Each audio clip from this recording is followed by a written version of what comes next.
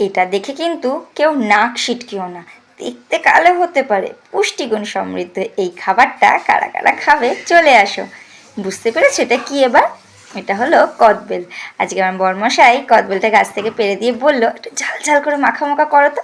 হ্যাঁ, আমিও লেগে পড়লাম তার ফরমাইশে কদবেল মাখা করতে। তবে তোমরা হয়তো অনেকে অনেক কিছু জিনিস দিয়ে কদবেল মাখো, তবে আমার সিম্পল জিনিস না, সিম্পলভাবে খেতেই বেশি ভালো লাগে। তাই আমি নুন, চিনি আর একটু কাঁচা লঙ্কা জাস্ট এইটুকু দিয়েই মাখবো। আর বেশি কিছু জিনিস দিয়ে না আমি জিনিসের গুণাগুণটা নষ্ট করতে চাই। যেহেতু কদবেলটা পাকা ছিল তাই চিনির পরিমাণটা অনেকটাই কম দিয়েছি। আর এই বৃষ্টির দিনে বিকেলবেলা যদি এরকম একটা ঝাল ঝাল মাখা মাখা হয় তাহলে ব্যাপারটা পুরো জমে ক্ষীর হয়ে যায়, তাই না?